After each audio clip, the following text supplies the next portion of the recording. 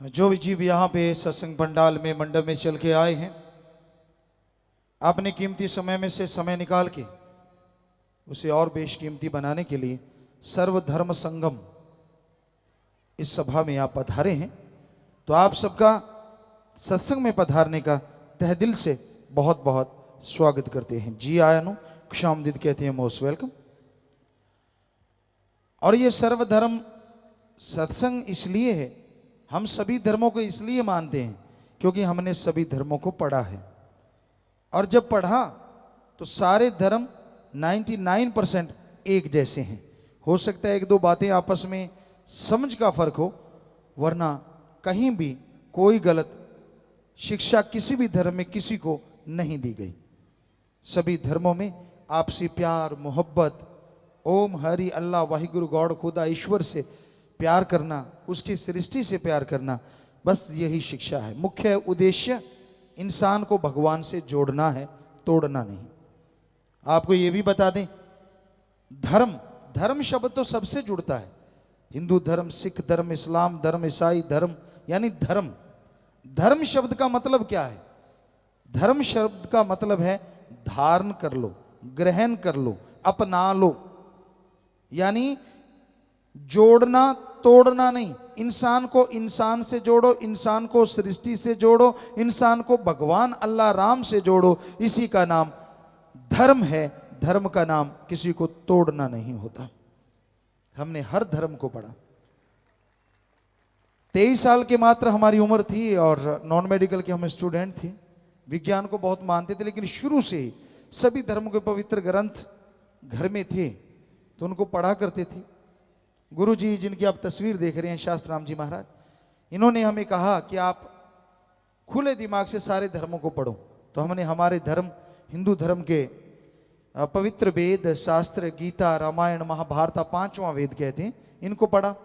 इस्लाम धर्म की पवित्र कुरान शरीफ, कुरान मजीद को पढ़ा। सिख धर्म की पवित्र गुरबाणी को पढ़ा। ईसाई धर्म की पवित्र बाइबल को पढ़ा। शेख फरीद, नामदेव, धन्ना भक्त, रविदास, सभी दादू जी और बहुत सारे जो जो बौद्धिस्ट, जैनिस्ट, जो जो धर्मों की पवित्र ग्रंथ आते गए, हम पढ़ते रहे, अब भी पढ़ रहे हैं। क्योंकि धर्म अथाह ज्ञान है, अपने अपने विचार हैं संतों के, पीर पैगंबरों के, गुरुओं के, महापुरुषों के। लेकिन जब हमने निचोड़ के देखा, यानी सारे धर्मों का सार, तो यही बना, हम सब एक हैं, हमारा मालिक एक है और हमारा मकसद इस धरती पे अच्छे नेक भले कर्म करना, ताकि आने वाला टाइम अच्छा नेक भला बनता चला जाए और अल्लाह राम की कृपा दृष्टि को हासिल करना। सारे धर्मों में यही उद्देश्य बताया गया है। मेन मकसद, मेन जो एम है इंसान का, वो यही है। अगर पवित्र ग्रंथ पढ़ लिए तो क्या हुआ? भगवान सबसे बड़ा विद्वान है, सबसे बड़ा ज्ञानवान है। उसे ओम कह लो, अल्लाह कह लो, वाहिगुरु कह लो, राम कह लो, पानी को जल कह लो, नीर कह लो, वाटर कह लो, वाशर कह लो, आब कह लो, नीलू कह लो, नीरू कह लो। पानी के नाम बदलने से आप सब सहमत होंगे, क्या पानी का स्वाद या रंग बदलता है? नहीं बदलता। सोचने वाली बात, छोटा सा पानी, उसका नाम बदलने से अगर पानी नहीं बदलता तो उस मालिक तो बहुत बड़ी ताकत है, उसका नाम बदलने से मालिक कैसे बदल जाएगा? हर धर्म में लिखा है, किसी धर्म में नहीं लिखा वो दो हैं। हर धर्म में लिखा वो एक था, एक है और एक ही रहेगा। किसी धर्म में बता दीजिए लिखा हो वो दो हैं।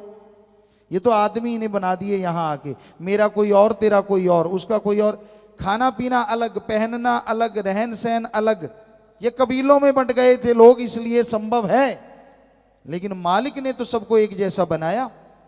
मालिक ने तो ऐसा नहीं किया कि एक के ताज लगा के पैदा कर दिया और दूसरे के पूंछ लगा दियो, एक के नाड़ियों में घी दूध भर दिया और दूसरे के खून और तीसरे के पानी भर दिया हो।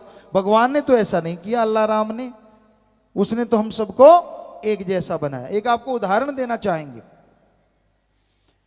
सारे धर्मों के छोटे छोटे बच्चे एक जैसे शक्ल वाले हों, जन्म लेते ही एक जगह लिटा दो और आप में से कोई भी बुद्धिजीवी जो सबसे ज्यादा दिमाग रखता हो, क्या उन जन्म लेते बच्चों को एक जगह लिटाए, एक जैसा रंग, क्या आप बता सकते हैं कौन सा बच्चा किस धर्म का है? कोई धर्म को लेके पैदा नहीं होता, पैदा लेके होता है इंसानियत, आदमियत। और जब यहां धरती पे आता है, जैसे माँ बाप जैसी शिक्षा लेता है, उसी धर्म का रंग रूप बनता चला जाता है। यही धर्मों में लिखा हुआ है, यही सच्चाई है। समाज की गंदगी दूर हो, अंदर से बाहर से बुराइयां हट जाएं, तो धन्य है वो माँ बाप जिनके बच्चे इसमें साथ देते हैं, इंसानियत का कार्य करते हैं। क्योंकि इंसानियत, मानवता, आदमियत किसे कहते हैं? किसी को भी दुख दर्द तकलीफ में तड़फता देख के उसके दुख दर्द में शामिल होना और उसके दुख दर्द को दूर करने की कोशिश करना, इसी का नाम इंसानियत है, आदमियत है, मानवता है। किसी को तड़फाना, किसी को दुख दर्द देना, वो इंसानियत नहीं है, बल्कि वो तो शैतानियत, राक्षसीपन है। तो भाई आपको यही बताना चाह रहे हैं कि हम सब एक, मालिक एक है। हमारे आम तौर पे लोगों के विचार होते हैं कि जैसा ओम हरि अल्लाह राम ने लिखा है, इंसान को वैसा ही मिलेगा, कि जो लिख दिया गया वो मिलेगा। वाकई सच है, जो लिख दिया गया वो तो मिलेगा। लोगों को पता नहीं होता, भगवान अल्लाह राम ने इंसान के लिए यह भी लिखा है कि इंसान को खुद मुख्तियारी दी जाती है, आजादी दी जाती है कि वो नए कर्म करे, और उन नए कर्मों में सर्वश्रेष्ठ कर्म ओम हरि अल्लाह राम का अगर ये नाम जपेगा, कर्म जोगी और ज्ञान जोगी बनेगा, तो ये अपनी तकदीरें खुद बदल सकता है। इस बात को लोग भूल जाते हैं। दिया तो मालिक नहीं है ये तोहफा, पर दिया सिर्फ और सिर्फ इंसान को है। किसी पशु, किसी पक्षी, किसी और रेंगने वाले कीड़े मकोड़े या किसी पेड़ पौधों को नहीं दिया, सिर्फ मनुष्य को। किसी देव फरिश्ते को नहीं दिया, सिर्फ मनुष्य को। मनुष्य को यह अधिकार है, हर धर्म में लिखा है कि वो कर्म जोगी और ज्ञान जोगी बने। हक हलाल, दशानुआदि किर्त कमाई, कड़ा परिश्रम, हार्ड वर्क, हर धर्म में यही है। ये करे और मालिक को याद करे तो वह अपनी तकदीरें बदल सकता है। इसलिए हाथ पे हाथ धर के मत बैठो, जो लिखा है वो तो मिल ही जाना है। नहीं, हमारा फर्ज मेहनत करना है, और सत्संग में आके इसका पता चलता है। सत्य यानी ओम हरि अल्लाह राम, सच। सत्य का मतलब सच। आज अगर हम कह सकते हैं वर्तमान में रहते हुए कि सच था, सच है, सच ही रहेगा, वो एक ही ताकत है, ओम हरि अल्लाह राम, गॉड, खुदा, ईश्वर। अरबों नाम है उसके, पर वो एक ऐसा है जिसमें लेश मात्र परिवर्तन नहीं आता। बाकी हर चीज दुनिया की परिवर्तनशील है, हर चीज को बदलना ही होगा, सिर्फ मालिक ही नहीं बदलते। तो वो ऐसा सच और संग, उसके बारे में रीत क्या और कुरीत क्या, सही रास्ता क्या और लोगों ने क्या बना दिया, उसके बारे में चर्चा हो। आत्मा रूह का मालिक से कैसे मिलन हो, कैसे आप जीते जी गम दुख दर्द चिंता परेशानी टेंशनों को जड़ से खत्म कर सको, इसके लिए जो तरीका है यहां बताया जाए, उसे सत्संग कहा जाता है। तो भाई सत्संग में आप चल के आए हैं। हमारे धर्मों में जिक्र आता है घोर कलयुग, शैतान युग, कलयुग, महाकलयुग जब होगा तो कौन आएंगे सत्संग में? जिन पे कृपा राम की वो चल सत्संग में आए। जिन पे उस राम, ओम, अल्लाह, गॉड, खुदा, रब की कृपा होगी, खुद मुख्तियारी का फायदा उठाते हुए लोग आके सजेंगे, बैठेंगे, वो अधिकारी बनेंगे अपने उन कर्मों के जो खुद मुख्तियारी से या अपनी आजादी से नए कर्म बनाए जा सकते हैं। तो भाई आप लोग सत्संग में पधारे हैं, पधार रहे हैं, बहुत बड़ी बात है। क्योंकि मेले मुजरे में इंसान चला जाता है, पास से पैसे भी देता है और कोई न्योता भी नहीं देता, फिर भी जाता है। पर सत्संग एक ऐसी जगह होती है, यहां आना मुश्किल, आ गया तो फिर बैठना मुश्किल। लेकिन जो भी चल के आते हैं, यकीन कीजिए वो ज्ञान सुन के अपने अपने धर्म में रहते हुए अति भाग्यशाली एक दिन जरूर बन जाया करते हैं। तो इंसान अगर सुने, माने और अमल करे सत्संग सुन के, तो आत्मा का बीमा हो जाता है। जैसे जीवन बीमा यहाँ तरह तरह के होते हैं, पर आत्मा का बीमा ओम हरि अल्लाह राम के नाम से ही संभव है। जीते जी आत्मा गम दुख दर्द चिंताओं से मुक्त हो, मरणोपरांत आवागमन से मोक्ष मुक्ति मिले, इसी का नाम सच्ची मुक्ति है, इसी का नाम सच्चा मोक्ष है। तो ये सिर्फ और सिर्फ राम नाम से संभव है। ओम हरि अल्लाह मालिक की भक्ति इबादत से संभव है, और कोई तरीका नहीं है। तो भाई अगर सच्चा मोक्ष चाहते हैं, सच्ची मुक्ति चाहते हैं, तो आप प्रभु के नाम का सुमरन किया करें। सुमरन ही एकमात्र उपाय है, सुमरन ही एकमात्र दवा है, जिससे जन्म जन्मों के पाप धुल जाया करते हैं और आत्मा इस काबिल बन जाती है कि परमपिता परमात्मा के नजारे मिलने शुरू हो जाते हैं। सत्संग में चलकर जो जीव आए, मानस जन्म का वो लाभ उठाए, 5 चोरों से वो बच जाए, सुनकर बचन ले अमल खमा। 5 चोर या रोग हर इंसान को लगे हुए हैं। काम वासना, क्रोध, लोभ, मोह, अहंकार, और इनके हेड सरदार कहें जो मर्जी, जो मुखिया हैं, मन और माया, ये 7 ऐसे हैं, इनके चक्रव्यूह में हर इंसान फंसा हुआ है। कोई ही बच पाता है अच्छे संस्कारों वाला, या जिसपे प्रभु की कृपा हो, अल्लाह मालिक राम की कृपा हुई, वो सुमरन करता हो, भक्ति इबादत करता हो, उसके अंदर विल पावर, आत्मविश्वास आता है, और वो आत्म बल के द्वारा अपनी इन बुराइयों पे जीत हासिल कर सकता है। आत्म बल के बिना इन बुराइयों पे जीत हासिल करना असंभव है। काम वासना हमारे वेद शास्त्रों में, इस्लाम धर्म में, सिख धर्म में लिखा हुआ आता है कि ऐसा टाइम आएगा जब रिश्ते नाते खत्म हो जाएंगे। रिश्ता नाता रह जाएगा तो सिर्फ और सिर्फ स्त्री और पुरुष का। समझ लेना वो अति भयानक कलयुग है, सबसे बुरा दौर समय का। रिश्ते नातों पे जब गाज गिरेगी, काम वासना में अंधे हो जाएंगे लोग। और आप सुनिए, ऐसा हो रहा है। बाहर के मुल्कों में तो ऐसे कानून बनाए जा रहे हैं कि बेटा अपनी मां से शादी कर सके। शायद इजराइल या नाइजीरिया, हमारे पास वहां के सत्संगियों ने बताया कि गुरुजी हमारे इधर ऐसा हो रहा है, कानून बनने जा रहा है कि बेटा अपनी मां से शादी करवा सकता है। तो हमारे धर्मों में जो निशानियां दी थी बिल्कुल यही थी कि ऐसा घोर कलयुग आएगा जब मां बेटे को सेज हंडाएगी।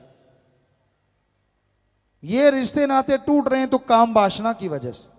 काम वासना की आंधी जिस दिलो दिमाग पे छा जाए उसे कुछ भी अच्छा नहीं लगता। और फिर ये भी है गुस्सा।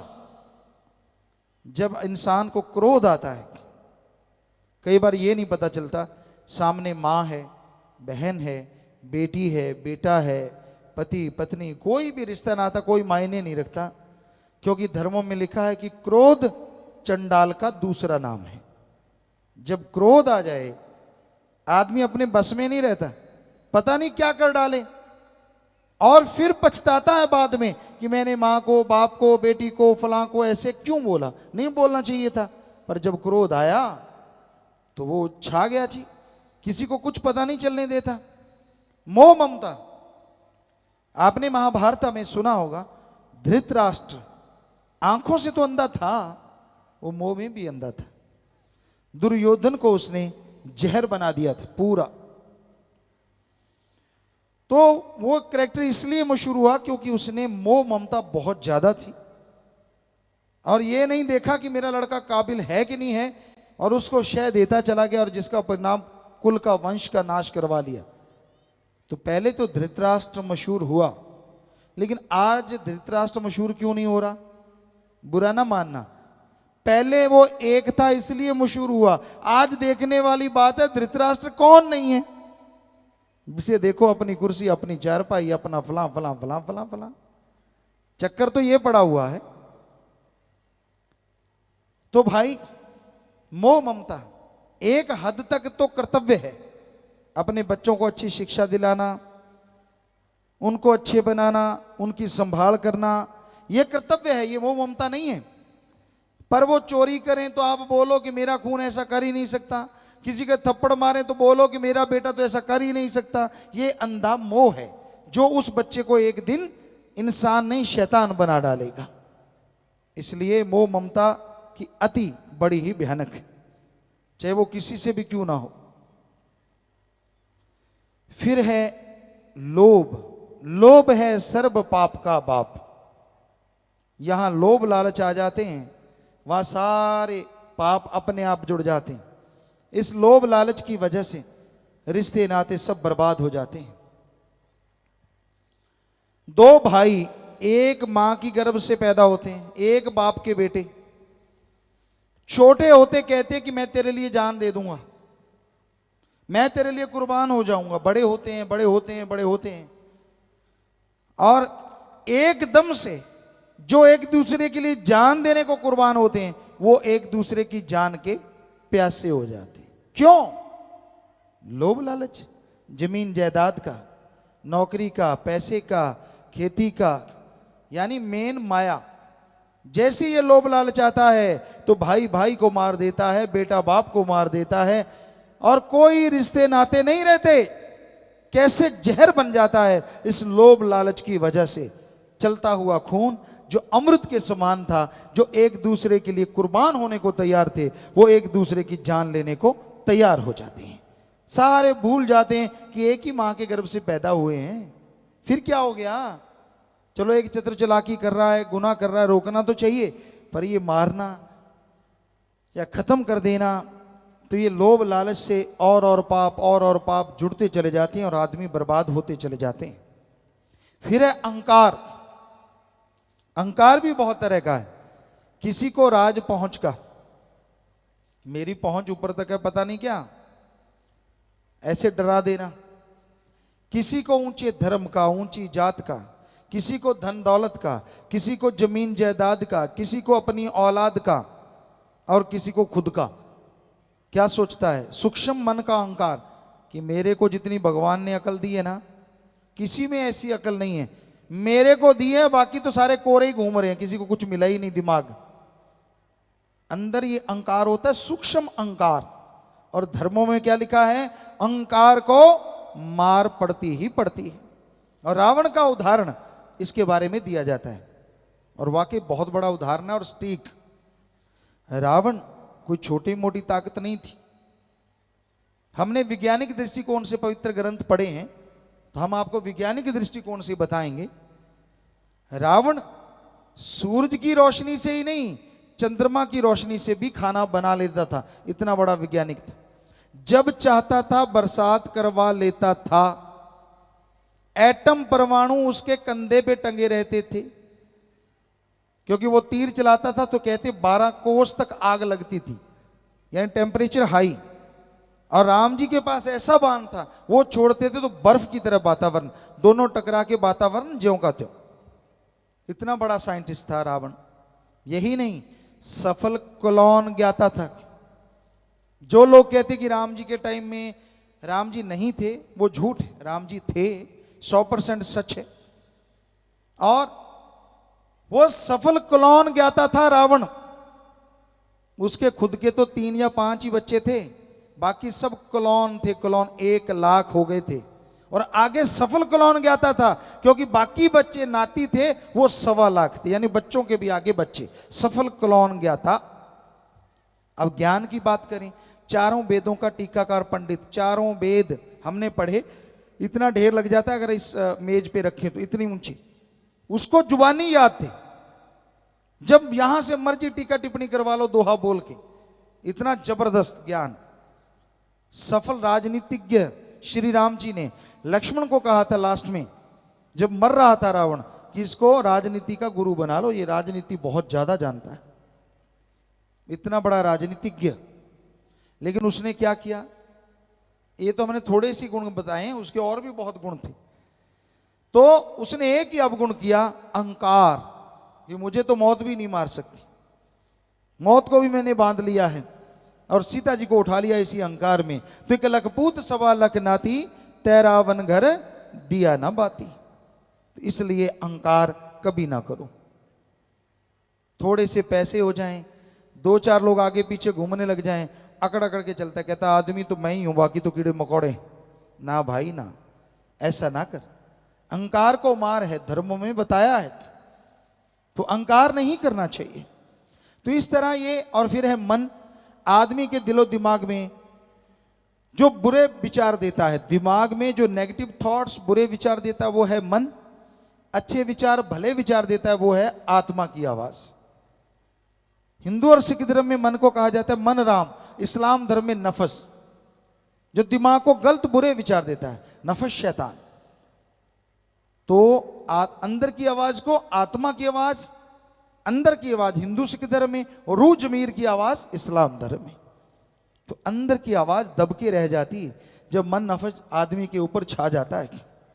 श्री राम जी को समझाते हुए वशिष्ठ जी, जो कि उनके गुरु थे, पढ़ाते हुए बचपन में कहते हैं कि माना कि कोई आदमी, कोई कहता है आके कि मैंने सारी हिमालय पर्वतमाला को उठा लिया, हालांकि ये असंभव है, पर एक पल के लिए मान लूंगा शायद किसी ने ऐसा कर लिया होगा। अगर कोई कहता है कि उसने सारे समुद्रों का पानी पी लिया, यह भी असंभव है। वशिष्ठ जी कहते हैं फिर भी मान लूंगा शायद किसी ने ऐसा कर लिया होगा।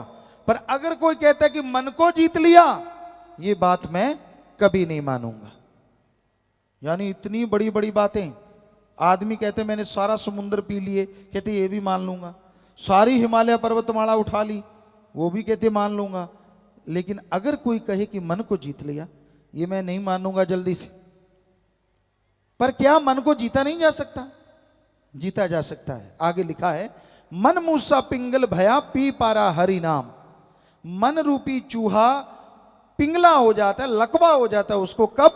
जब अंदर हमारे हरि रस, अमृत, आबो हयात, जो ओम हरि अल्लाह राम ने भर रखा है, अगर उसको भक्ति इबादत करके चख लो तो आपका मन नफस शैतान हमेशा के लिए खत्म हो जाता है, बुरा सोचना बंद हो जाता है। पर वो हरि रस, वो अमृत, वो आबो हयात हासिल करने के लिए भक्ति करना जरूरी है। एकाग्रता, कंसंट्रेट बनाना, और फिर भक्ति इबादत करना। उसी से ही आप उस मालिक को देख सकते हैं। इबादत से पकड़ मन काबू में आता है। तो आगे आया जी, घोर कलयुग है ऐसा आया, बुरे कामों में मन ने फंसाया, पकड़न लिए जाल माया। माया का, माया के दो रूप है, एक जो लुभाता है, एक धन दौलत जमीन जायदाद। ये दो तरह के माया के रूप जिसमें सारी दुनिया फंसी हुई है। सिर्फ ओम हरि अल्लाह राम, वो सुप्रीम पावर ही एक ऐसा, या उसका कोई भक्त जो इससे बचा हो, वरना माया के जाल से, चंगुल से बचना बड़ा ही मुश्किल है। तो भाई माया का जाल, आज जिसे देख लो माया के लिए तो दौड़ रहा है, सुबह निकलता है शाम तक माया माया माया माया।